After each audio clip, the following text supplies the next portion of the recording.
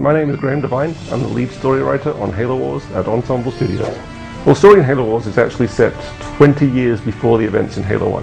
So it's the year 2531. The Covenant have attacked a planet called Harvest, and it's been taken us 5 years to retake this planet. And it's really kind of just a hulking mess of a planet at the end of the 5 years. There's not really much left. But the Covenants are on the surface at the northern pole, and they've found something there, a Forerunner relic. And so they're investigating that because they're always extremely interested in anything Forerunner. And our ship, the Spirit of Fire, has been sent to investigate, and that's where the story starts. One of the ways we tell story differently than Halo first-person shooters is the Halo first-person shooter is all about Master Chief, so he's the hero character. So in Halo Wars, we actually have a group of characters because it's a real-time strategy game, and so it's actually a group of characters that you play with on the ground. So we have Captain Cutter, who's the leader on the ship, and he'll give you the big orders. He's going to say, "Go retake Alpha Base."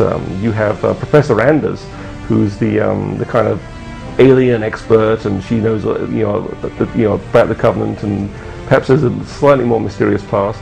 You have Serena, who's the ship's AI, kind of like Cortana, the kind of smart, kind of a cocky AI character that always gets the last word in, and she'll fill you in as to what's immediately going on. And then the Sergeant Forge, who is your man on the ground, your kind of, that hero unit that's down there that's going to be first in, guns blazing, Bruce Willis style.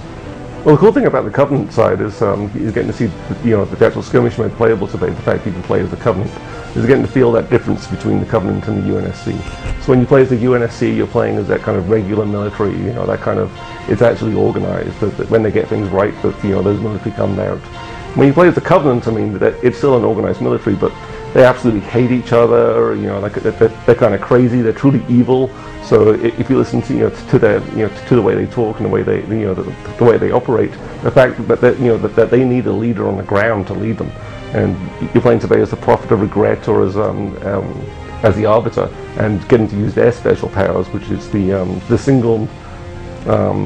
Those are the best special powers in the actual game, but those guys are absolutely the most explosive characters too. I mean, their characters, their powers are very kind of visceral compared to the powers that the UNSC wield, which are like heal.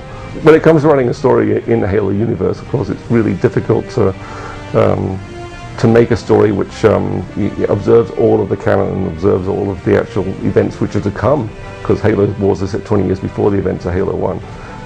So writing that story was actually, it's kind of fun. You have to actually observe those. Things aren't going to change. You can't suddenly give the humans ray guns, or floating tanks, because they don't have that in Halo 1, 2, and 3. So even when we did add actual units, say we added the Wolverine, which is the UNSC anti-air unit you get to play in Halo Wars, we came up with reasons why it's not in Halo 1. I mean, that factory was on Mars, and that factory was bombed in the year 2535, so it was completely annihilated. So that's why there's no more Wolverines. And so it's each of the things we actually insert into the universe, we actually felt that we made it realistic and real, that we actually matched the canon and made it actually part of Halo.